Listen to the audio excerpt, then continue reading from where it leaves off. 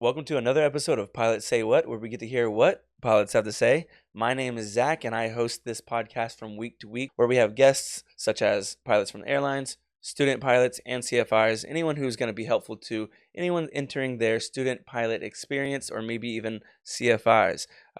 Today, we'll be talking with Mike. He's one of our students here at Thrust Flight. I just got to know you a little bit before the podcast, and I think we'll get to talking pretty good here in a second. I'll let him do his introduction. If you wouldn't mind telling us a little bit about who you are. Yeah, my name's Mike. I'm a student at Thrust Flight, like you said. Yeah, I'm in commercial right now. I've only flown with Thrust so far, Okay. even my disco flight. So I've only been at Thrust. So I did my instrument rating as well as my private here, and now I'm just in commercial, chugging along. Okay, well, welcome. I'm glad that you're here. Thank you Thanks. for joining us on the podcast. What did you do before flight training? Before flight training, I was Mhm. actually I was a pilot scheduler Okay. at American Airlines. That's Okay. what I did. Yeah. So you were involved in aviation for a little while already? Yeah. Pilot scheduler, I don't even know what that really means. I So mean, it's not everybody's always like, "Oh, you were a dispatcher, right?" Look, if I was a dispatcher, I would still be at American, okay? Those guys make good money. no, I know they Like do. I I actually would know you move up though, right? That you can move up into dispatcher, right? I mean, Can't you? yeah, it's Ah, like anything else worth getting into. It's more okay. difficult than that, but Okay. yeah, like that's a very common route at American Airlines at least, Mm-hmm. where a lot of people that I used to work with or that I knew oh yeah, I got my dispatch license. I'm going to try and get in on that. Mm-hmm. Um yeah, I was a pilot scheduler, which basically means, right, you have all these flights that need to go out today. Mm-hmm. Some of them don't have pilots at the moment for various reasons. Okay. Okay.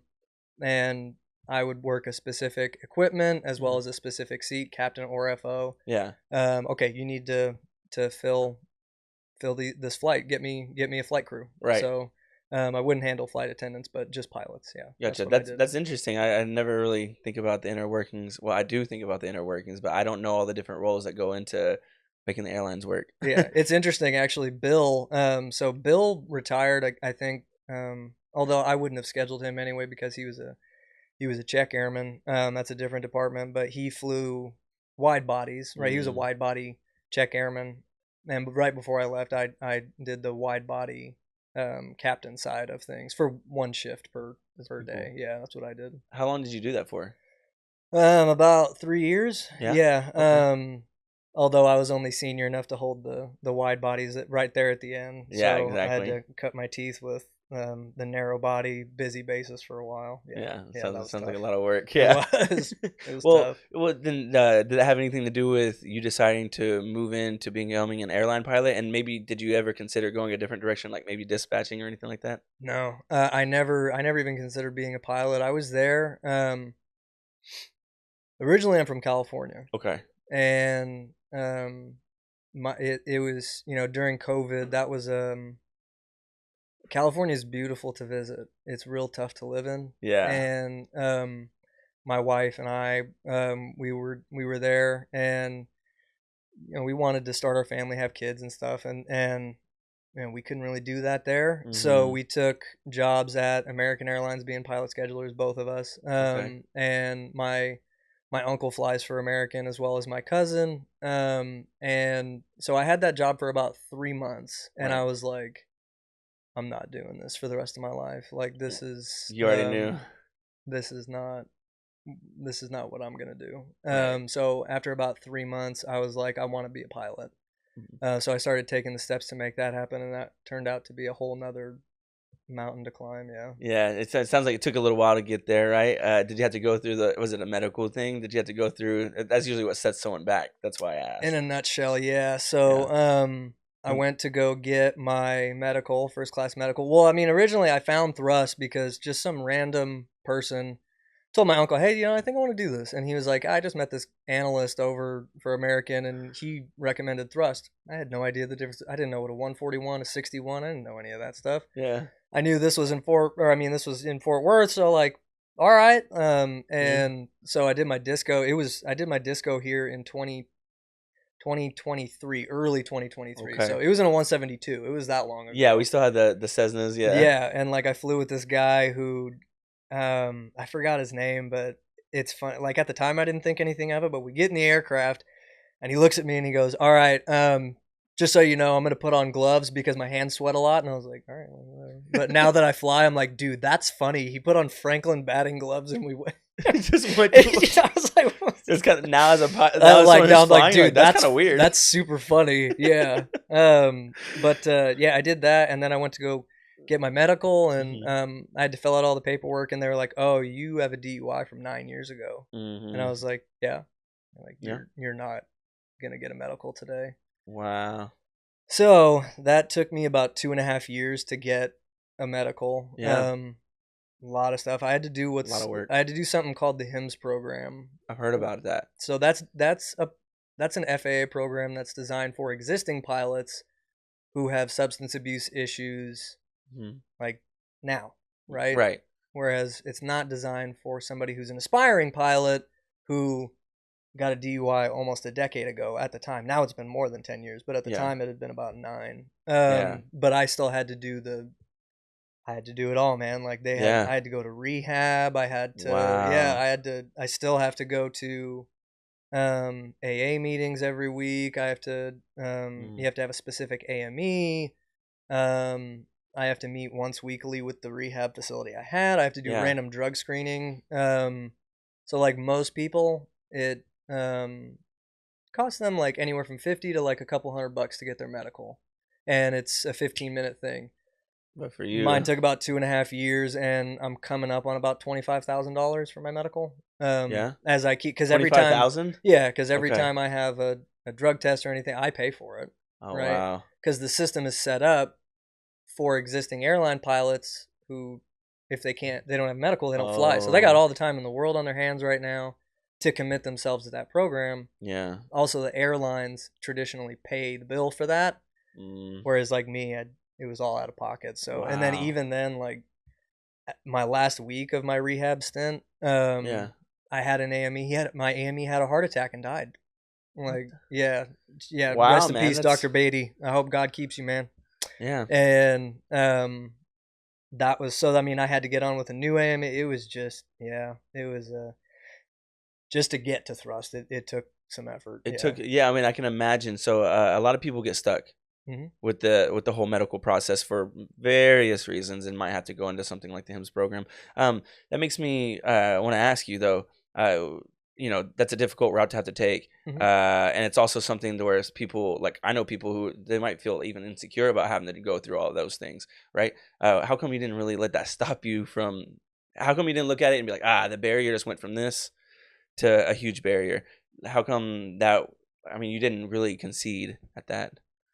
I mean, do I want to say I want to be a pilot, or do I want to show that I want to be a pilot? Right. Like, do I want to talk about it or be about it? It was just kind of, it was, I had a newborn at the time, and it was, the rubber met the road, and it was like, am I going to do this or not? Right.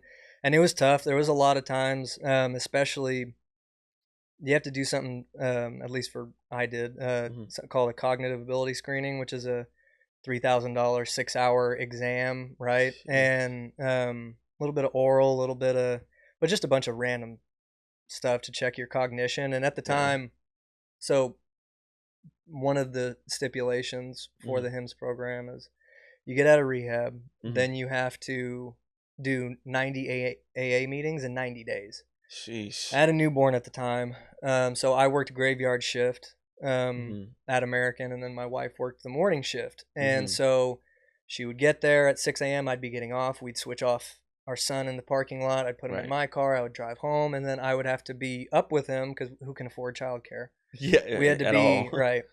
So I had to be up from until 2:30 in the afternoon when she got home. I would sleep from 2:30 to about 5:30 in the afternoon.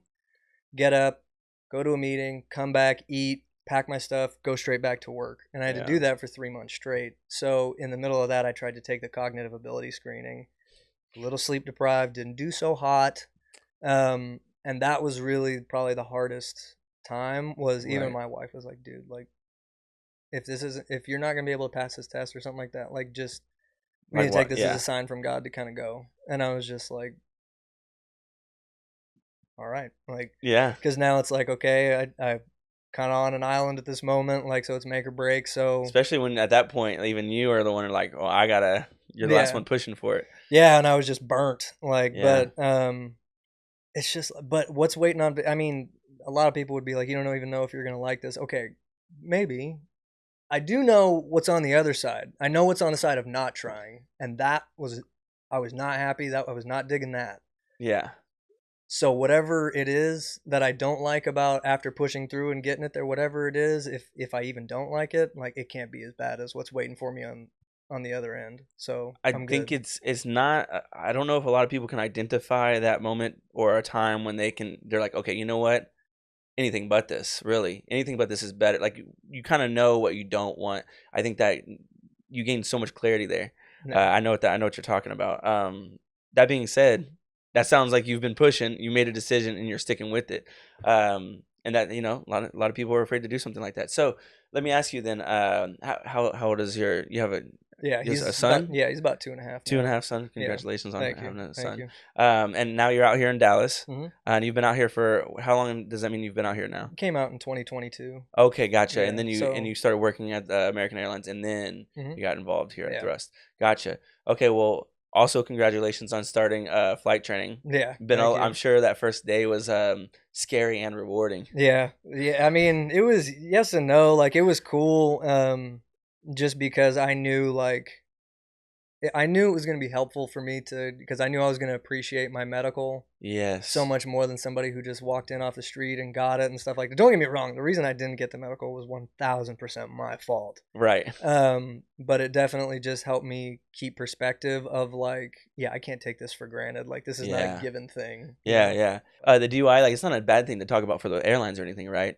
Because some people act like they're afraid that that kind of stuff will affect them. I But I have to don't think it disclose is. it regardless. Right, that's what So I thought. And I you're going mean, through the someday proper I'll get steps. it. I'll get it. I mean, now I'm at the point where I'm trying to start the process to get it expunged, because you have Uh, to wait about a decade. right. Okay. Gotcha. Which, like, in that case, I'll be like, hey, I won't have to put it on my, when I fill out the application, I won't have to say I've been convicted of any misdemeanors, Right.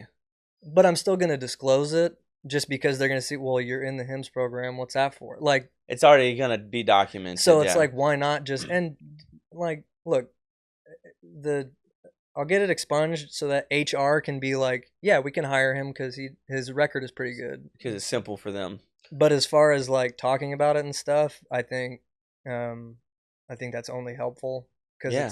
it's like, especially if I ever meet somebody, or even if I go to an airline and they're like, hey, like, we see you're in the HIMSS program, and be like, yeah, like, I know this. So if you have anyone who's going through this right now at the airline, Right. you give them my number. Like, I'll tell them, okay, here's the good and the bad and the ugly about this program, but there Mhm. is a path forward. Right. Right. Yeah. That's awesome. And I mean, I just think that's a good way to look at things. And like you said, you're handling your business, so it should work out in that way. I don't know how you've managed to go through. A lot of people would say, oh, it's too expensive, or I don't know what I'm going to do after flight training as a CFI. And all these things are going to be difficult things also to consider on top of all that. Did any of those things, how did you address those things when considering to start flight training? The biggest thing for me, initially, so, like, in private, I think I did it all wrong. Hmm. As far as how I handled the pressure and everything like that. Okay. Because so much of getting my medical was waiting on the government to Yeah. do their thing. Hmm. Whereas, like, when flight training starts, it's like, all right, this is all on me now. Now I have control, right? Right. And the pressure just, it got to me, and I didn't handle it right. And I really learned, my biggest thing through private especially was that Yeah. I had to look back and be like, I was not trusting God in those moments Hmm. to take care of me. Like, if I look back on my life, he's always taken care of me. But Right. whenever I was going through private, I Hmm. took it on as like, no, I want to control this. I wanted Right. to do all this. And I just proved to myself how without God, I can't do it. Mm. And so through my flight training, especially during private, I really learned, like, I've got to trust God 1000%. Right. And whatever happens, like, yeah, this is my plan and this is what I want to do. Right. But that doesn't mean, if that doesn't happen, that I'm going to end up homeless and or in a ditch. Like, if I don't get what I want, I have Right. to be able to trust God in that situation. So that's really what I learned to do. Yeah, I can imagine that you like you get in and your feet hit the ground and you realize you've got to go, and so you put a lot of extra effort in, and that turns into attempting to control the things. Yeah. And then that's when the pressure hits a little. I mean, not the way you really want it to, because it's gonna take faith in any like form to get through some of this stuff. Mm-hmm. It's not gonna be easy. I'm wondering about what would you say was a difficult time for you during private that you had to remember to kind of like slow down and like and trust the whole process. I think a big thing for me is that I'm so I wouldn't necessarily say I'm a perfectionist, but Mhm. I'm really competitive with myself. So like, Mhm. right, like if I were to break out all my written exams right now, like you would look each one, I get a higher score than the last one because the mic tomorrow needs to be better than the mic today. And Right. so in training, Mhm. right, I hit a plateau. And even before, if I didn't do something up to snuff, I would get real upset with myself and Right. I would crumble and I would eventually just resign in frustration and be like, dude, I'm not, boy, I am a terrible pilot. Let's just go save me some money and land because I don't Yeah. got it today. And that was so bad. And it took me a little bit to really figure out how to break past that barrier. Right. And a big part of that was me just praying through the flight. Like I Mhm. still, every written exam I have, every stage check, whatever, like Yeah. I pray like crazy during those and just be like, and I accept that, okay, if I don't fail, it's only because God's trying to teach me something. Right. Yeah, it's a pain to try and figure out what, but Yeah. like he'll reveal it in time. So I just need to kind of trust the Mhm. training as well. And that's kind of, they're kind of coincide as far Yeah. as, I'm trusting God because he put me here, Yeah. meaning this has to be the best place for me to train right now. Right. So like it will happen. I just have to learn to be patient with myself. What do you think it is that makes you want to like be so hard on yourself? Because I've struggled with that sort of thing, right? Yeah. I think a lot of students that I've talked to and CFIs that were once students, I've talked to so many people that talk about uh, I want to be good, I want to prove myself, and they take the failure really hard, and then everyone always gets pushed to that point where like, look, man, all I can do is the best I can, Mhm. and it seems like they almost receive. I think what I hear people talk about, it's like they receive a bit of humility in that moment. Is that how you would kind of describe it? Yeah. Yeah. Yes. Big time. There's nothing more humbling than flying, in my opinion. That and like baseball. I played baseball forever, Yeah. and it's a different kind of look, man. You strike out, you got to be able to shake it off to get your next at bat, so that you Mhm. can do well and perform the next time. Right. And really, the reason I love baseball and the reason I love flying is because it's constant failure and redemption. That's all it is, over and over. I'm going to fail and then I'm going to nail it at some Yeah. point, right? Yeah. And so you have to really hold on and love those moments of the come up, of Yeah. being like, dude, yes, like Yeah. finally. Like it used to be that I was all nervous and shaky on comms. And Right. by the end of private, I was arguing with the guy at Mesquite who runs the tower. Yeah. Like, so That's awesome, and yeah, I feel like comms would make me so nervous if I yeah. started flight training that way.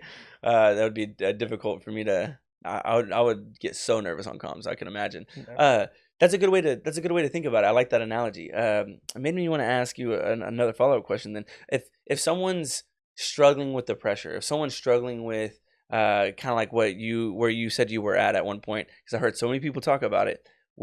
What do you think you could say to someone like that to help them get that little switch, have that little light bulb, that little moment of like relax and understand that it's going to take some time and some faith? Yeah. Well, for me, obviously, like I said, I pray a lot in that cockpit. Uh huh. Like just Christ is the last place I want to be, forgetting Hmm. that, I'm not alone, Right. right?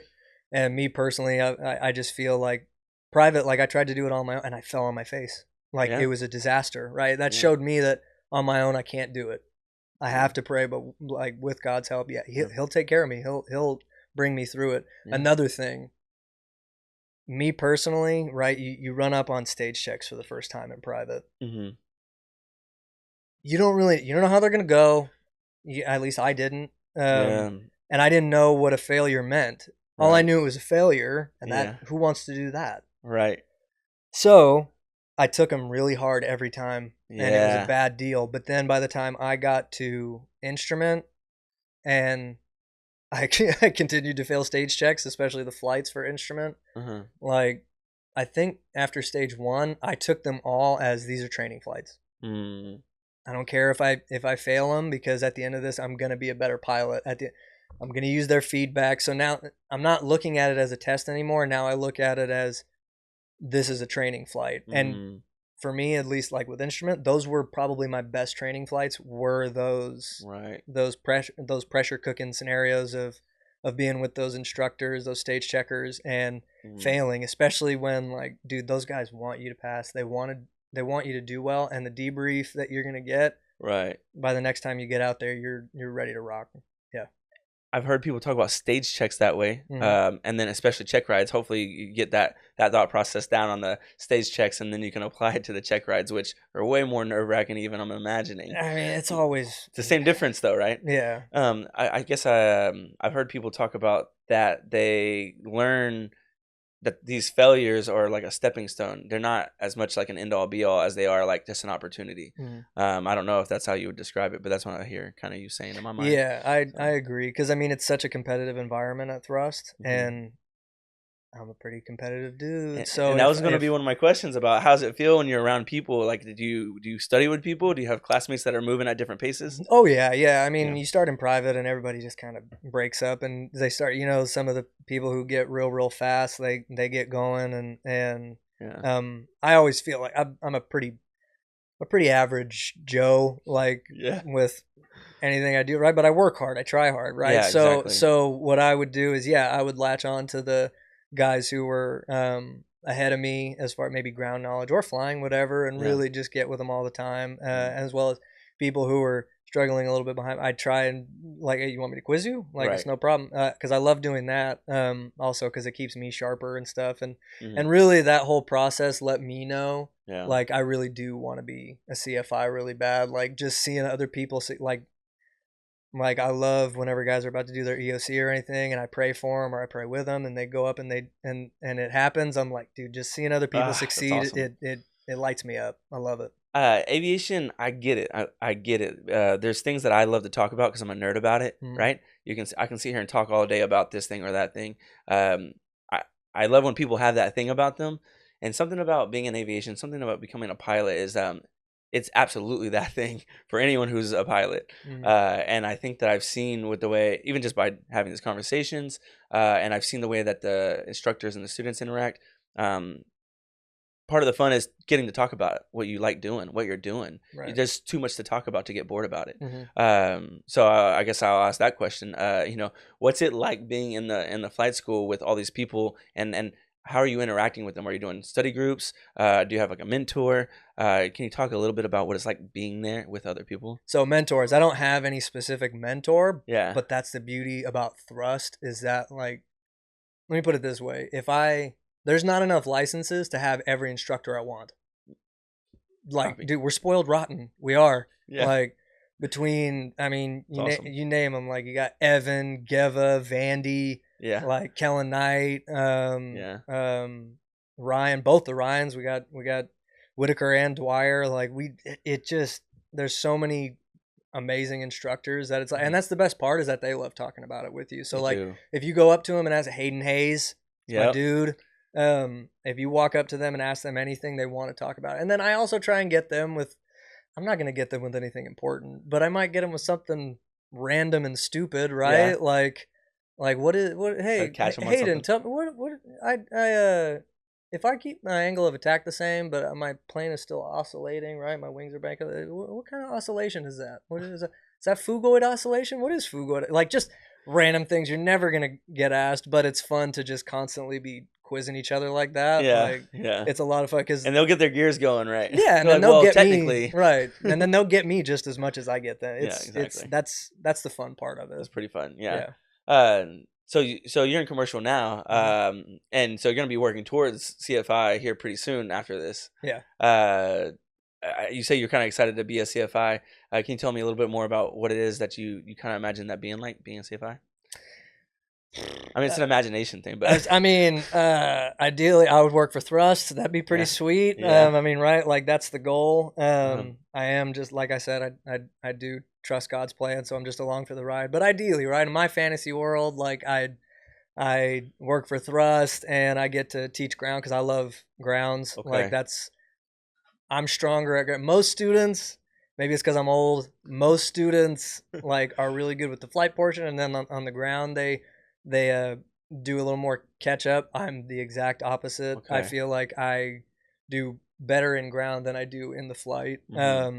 And so I would love to teach ground class. That's awesome. Things like that, as well as I would really love to um, eventually be somebody like Travis or Hayden, who Mm, you know, I was really struggling with this or that, so they switched me over to this guy, and I guess he's really good at helping people with their landings or whatever. I would love to be somebody who's able to really pay it forward and mm-hmm. help a student really achieve what they're trying to Right, helping get when past a when roadblock. they hit a wall, because those are the instructors who I admire so much, and I would really Hmm. like to be able to pay that forward to somebody someday as well. Yeah. Yeah, and Travis is great. And for everyone who's listening, we've had many of these people on the podcast. I don't have we had Travis? I don't think we've had Travis.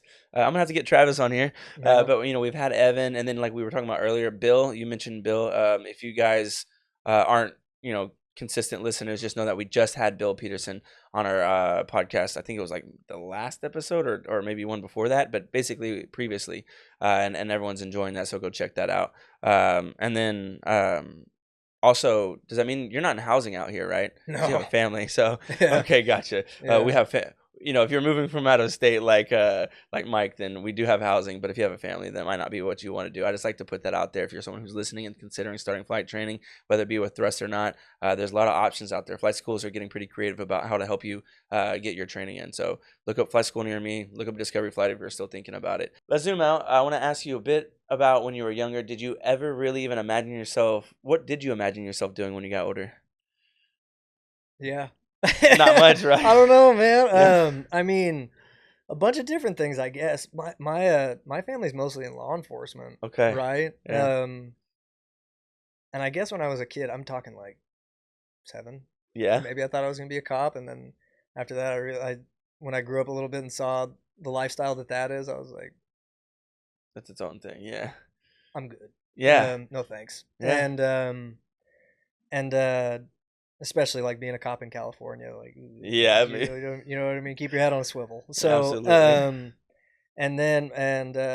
then I thought, I mean, of course, I played baseball first, so I everybody has fantasies about maybe one day, doing something like that for a living that they really love. That'd But be no, awesome. and then but later on, I just really kind of got lost and was like, I feel like I'm never gonna figure this out. I don't know. Right. And one day I used to just give kind of the lame duck answer of like, I don't know. I don't know what I want to do with my life. I just want to do something that's going to allow me to have a life. Right.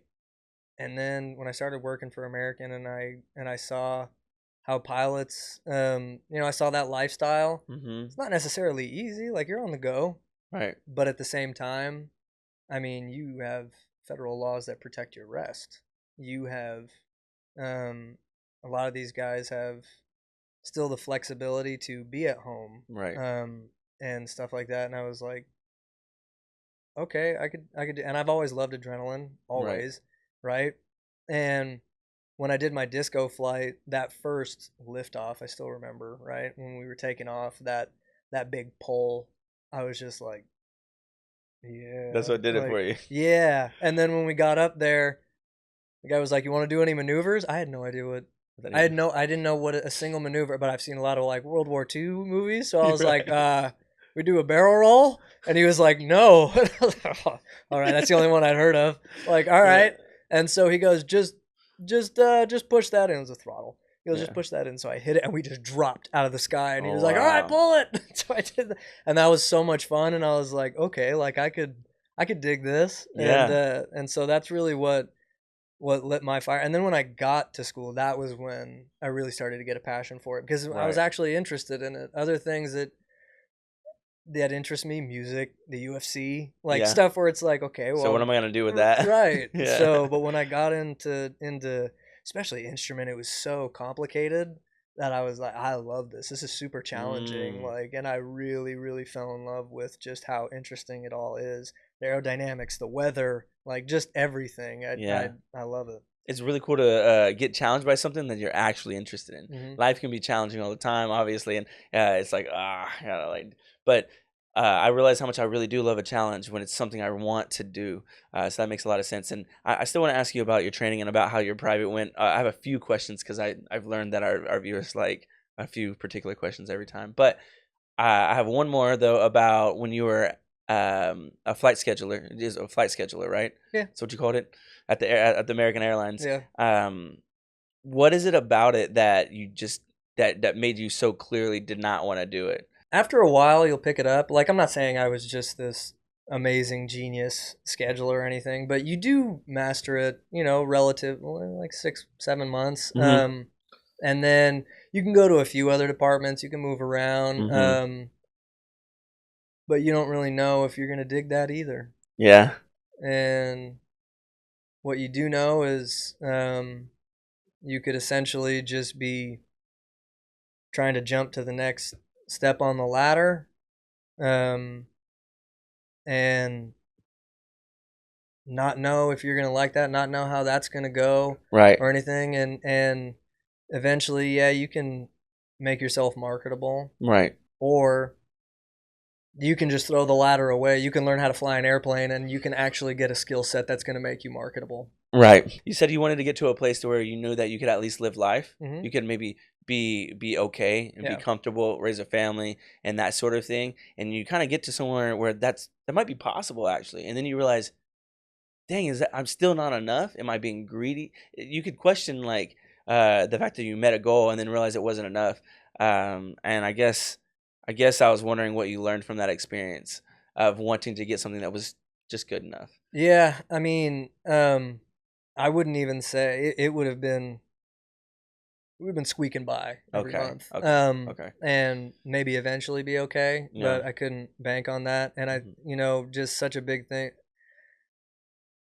You know, as a man, God has told me, like, you know, it's in the Bible, like you are the provider for your Yeah. family. You have to be able to do this, Yeah. right? But that doesn't mean that you sacrifice your family for the sake of being able to provide. Mhm. It's not like I can just work 24/7, bring in all the money, and then not be there for them. Yeah. Whereas I feel like being a pilot, from what I've seen, those guys are able to make it happen. They're able to be there. No, it doesn't mean they're able to be there every time. It doesn't Yeah. mean that they don't have to work when they don't want to. Right. It doesn't mean that they don't have responsibilities to keep up with at their job. Right. They are able to still provide, as well as make as many of their kids swim meets as they can. Right. I Exactly. want me some of that. Yeah. Yeah. Sounds nice. It sounds like a nice lifestyle. Maybe not for everyone, but I think for a lot of people it'd be great. Yeah. Okay. Well, thank you for sharing that. I do want to ask you about your private. We talked a little bit about it. How you had to learn to kind of let go and trust the process and Yeah. surrender a little bit Yeah. to faith. And so what I really want to ask, what people always want to know, how long did it take you to get your private license? I took a little bit longer, man. Yeah? Like I said, I'm not. There are people who get in that plane, and it might as well just be an extension of them. They just get it, Yeah. right? Like they just the plane likes them. I don't know, but for me, it definitely took longer. And Yeah. like I said, maybe it's because I'm older. Like Yeah. I know I look younger than I am, but I'm an old man. So, No. yeah, you'd be surprised. I'm older than every instructor I've had. Oh yeah? That they don't even know it, I'm sure. Oh, dude, Yeah. it's funny too. I have Hamilton right now, and I'm like, man, Oh I wow. look up to you. I hope I'm like you when I grow up. I'm biologically speaking, I'm like old enough to be his dad. Like Wow. biologically speaking. No, I know you though. biologically. I Like- got you. I understand. like, No, he's so- young. He's like, what is he, yeah. still 19 or just turned 20? I think he's 19. He's Yeah, got dude. it to get. I mean, in here he's 45. Oh yeah, solid he's as a different. rock. We had him on the podcast too. He's a smart kid, man. He's just super Smart mature young man. and responsible. Anyway, Yeah. but it took me, if I remember correctly, about like 73 hours. Okay. So I want to say I I mean, wanna there's the say- minimum, there's an average, and then there's like, okay, how long did I go for? the minimum, or not the minimum. Yeah, the minimum's I not easy to blew get. past the minimum. Yeah. They shoot for 60, Okay. right? So like that's the goal is 60 hours. I obviously went past that. Like I said earlier, I hit most pilots, not all. There's those freaks of nature who we were talking about who are just amazing pilots. But a lot of people, they hit a plateau at some point. Right. And mine happened to be stage 3 of private. yeah, I'm glad I got it over with at that point. Hmm. Hopefully I don't hit another one. Right. But overall, like I went out one day, stage 3, and I just didn't have it. And then I went up again and I didn't have it. And I went up Mm. again and I still didn't have it. So I burned a little bit of extra time going out there to find myself again, but it Hmm. took me about 73 hours before I finished. Like Gotcha. landed from my EOC 73 hours, I think so. Yeah. Yeah, And don't sometimes that's don't what it quote takes. me on that, but I got yeah. you. I won't be looking at any logbooks or anything like that. Yeah, So, yeah, but it uh, should be around there. I asked that because people want to know how long. A lot of people want to know how long it should take them if they were to start, and sometimes should doesn't really matter. It's just you just put your head down and you figure it out. But then there's people who are also in flight training right now, and they're like maybe hitting a plateau, and maybe like, man, what am I gonna do if I get over 60 hours worth of flight time in my private? I'm such a failure or something like that, and Yeah. it's good for them to hear that like. I mean, you're pushing through. I mean, it seems like you're doing pretty all right here in commercial. How's commercial going? It's cool, man. Tough. I mean, no, Like you said it's not. Yeah. I haven't been flying a lot lately because man, this weather has been just Yeah. a stickler. Because I mean, it's VFR, right? Right. But it's still just the cloud layer is still just annoying enough to where you can't really you can do some upper air work, but only a couple of things. And Right. if you need to do everything, it's not really conducive for training. Yeah. So I've been getting weather canceled a lot just based off of how the clouds have been in the morning. But now, like, it's starting to warm up. Yeah. Ceilings are high. We're back, and things are going great. Definitely digging it so far. Yeah. I feel like every time I pass, like when I was in private, I'm like, oh, I hate these maneuvers. Like, I hate this turns around a point. I'm terrible at them. Or other people, they struggle with steep turns, whatever. Yeah. And then after I'm done, I'm like, oh man, I loved steep turns. I It's loved it easy all. to When feel. I'm not being tested on it, I'm all for it. Yeah. Same thing with instrument, whatever. So I imagine once I finally master everything and I'm not gonna be tested on it, Mhm. you ask me when I'm in CFI and I'll be like, oh man, I had so much fun in commercial. It was great. Yeah. It's just Absolutely. the stress of knowing, yeah, if you don't do this, it's gonna follow you forever. That can weigh over you a little bit. Yeah. Yeah. People say that, and that's actually what does that really mean? Because people say things like that about check rides and stuff. Is there real risk about failing check rides? Look, I think that there's I think if you asked anybody who really knew, as far as if you talk to like a recruiter or existing pilots or Bill, Mhm. failing a check ride is not the end of the world. That seems to be the consensus. Right. Don't take it from them, not from me. I've never worked in recruiting. I'm just a student. You know what I mean? So take Yeah. it with a. But this is what they all say: is that failing a check ride or an EOC, it's not the end of the world, right? Yeah. Get back on the horse. You're gonna be all right. It's very common. Yeah. It's very common. One of the best pilots I've ever met, right? His name's Brock Al-Safar. You should have him on. Old Okay. Red, amazing dude. Okay. One of the best pilots I've ever met in my entire life. And he struggled during an EOC once because he was a little bit fatigued. And my point is, sometimes the stars align Right. against the best of pilots. Right. And I think that companies know that, they understand that, and as long as they see that you got back on the horse and you were able to achieve it on the next go, it's okay. Right. That doesn't mean go out and fail every check ride. But for Right. somebody like me, right, where it's like I'm looking at myself on a resume here. Mhm. I don't have a college degree, Mhm. right? I'm older, right? Yeah. I'm not 40. My 20s are gone though, Yeah. and so I look at myself as like, how can I be as marketable as possible? I'm probably gonna need to have no failures on EOCs and check rides, and ultimately that could still happen to me. It's Right. God's plan is God's plan, and I roll with the punches. But Yeah. for me, it's like it would be tough, just because that's how I look at it. Mhm. But I also know it wouldn't be the end of the world. Right. Like the sun's gonna rise tomorrow. It's gonna Right. be all right. Well, do you have like a time frame that you're wanting everything to happen within? I mean, are you looking to like uh, you look forward to being a CFI, but of course everyone's looking forward to get to the airlines as well, right? Mhm. Um, what would be too long for you? Like, what makes you feel like, oh man, I want to get there at least by this time? Do you have something in your mind? 40, I guess. Yeah. Like, well, because okay, I did the whole timeline thing in private. That was a huge mistake. Like, I wanted to finish at 60. I wanted to get this done by this date. I wanted to hurry up so I could get in the class with my buddy who's starting instrument on this day. Mm. foolish. It was a fool's errand to do that, Yeah. to try and chase a timeline when it's not my timing, it's Yeah. God's timing, and also it's not. I'm ready when I'm ready.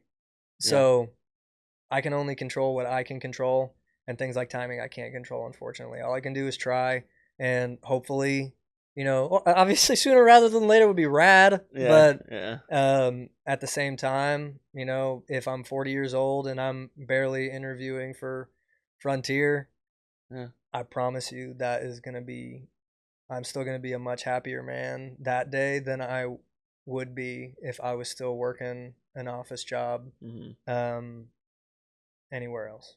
Yeah. Yeah. And I asked that because I do like to hear people's like they have to always reconcile whether like how much they want it versus how much they might have to wait in that moment. It takes a lot of patience, kind of. You can be a CFI with the greatest EOC and check ride record ever, right? You could have flown through your training and your ratings, and you could be at 2,000 hours looking like looking for an interview Mm-hmm. still, and people are having that experience sometimes. But it seems like they always get there when they're as I mean, you're someone who sounds dedicated to me, someone who's obviously down for it and trying to get where they want to go. I feel like when someone's as dedicated as you are, they get there. You know what I mean? And I think that's just at that point, it's a matter of just patience. Well, yeah, right. It's not for us to decide. Yeah. I mean, But that would I'm be. saying you're doing the work. So I sure hope so. yeah, I mean, yeah, there's a lot of people because I mean, statistically speaking, yeah, right? yeah. Most thrust students leave without being CFIs, and obviously the main At thrust, right, anyways. and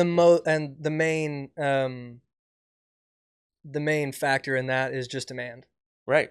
Like if the airline, it's all a trickle effect. Like if the main lines are hiring, Hmm. that means the regionals are hiring. If the regionals are hiring, that means thrust is going to be hiring. Right. If any one of those stops, the bottleneck has started, and the other ones will slow down. Yeah. And you just have to be cool with it because Yeah. that's the nature of the beast. Yeah. And so I've made my peace with if I leave thrust and I don't have a job, like Mhm.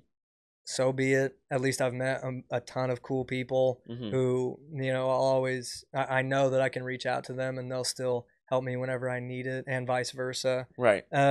Like obviously, yes, that is the goal, Yeah.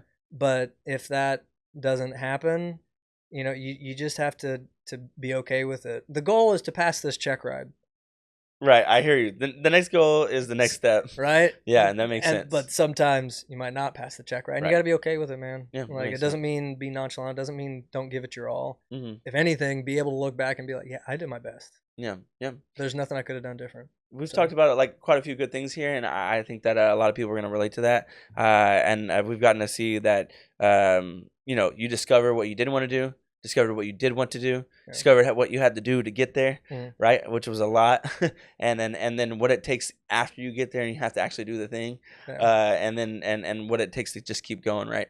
I have maybe at least one more question about because I want to play into it a little bit. There's a lot of people afraid about the what if I don't get a job after my flight training thing, right?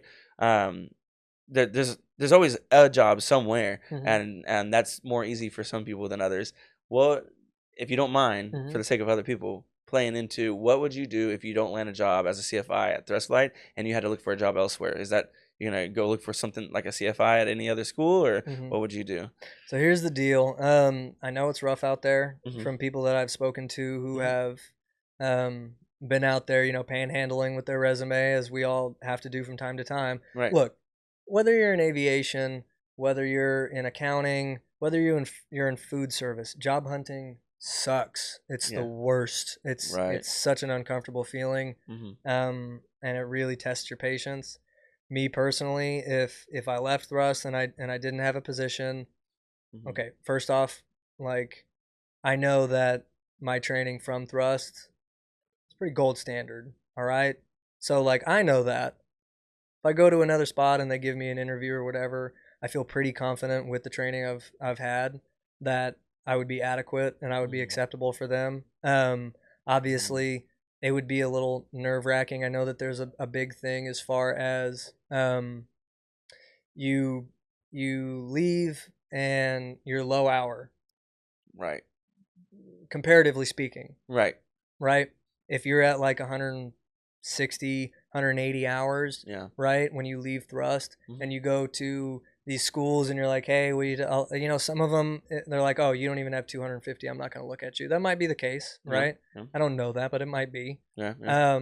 In which case, all right, like that's not the door for you. Keep chugging along. And Yeah. if you need to, right? Let's say you get through thrust and you didn't really hit much of your overages, Yeah. they'll give you that money back. Mhm. Use that.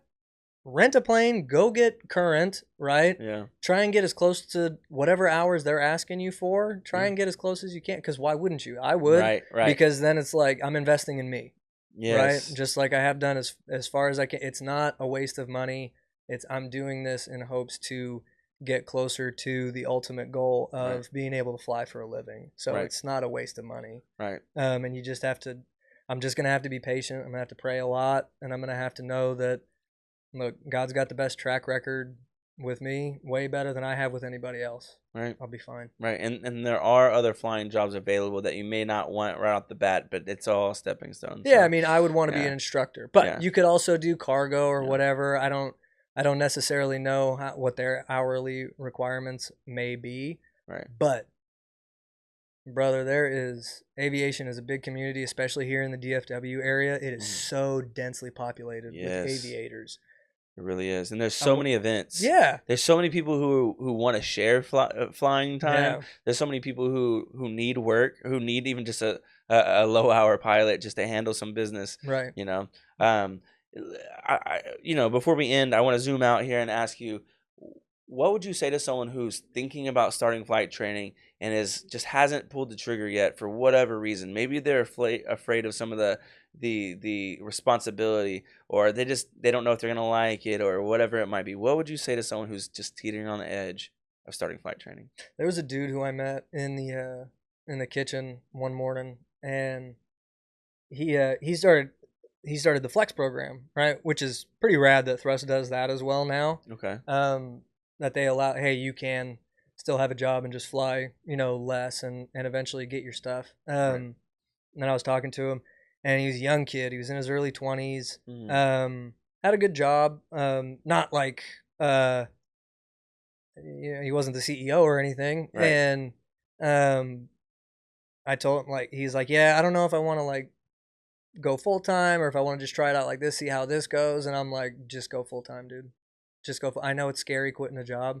I had to do it, right? They didn't have the flex program back then. I had to quit and do it with a wife and son, and that was uncomfortable. All right, I don't regret it for a second. Like, I don't, and I really think like you just stopping, going 110% in on this, you're not gonna regret it. If Right. you leave knowing you left it all out on the field, like, Yeah. there's no regret, as opposed to, like, what sounds more likely to occur? You quitting, going through, you got through all this, you did it, dude, you achieved all these things, and then you left, and now, yeah, you got to go and try and find a job, or you sticking with it, right? Right. And keeping your job and going real slow, real slow, real slow, and then it takes you 3 years to get your stuff, and then you're gonna look back and be like, yeah, I really wish I would have just done that, because I spent a whole lot of time doing something that didn't make me happy, and a very small amount of time doing something that did.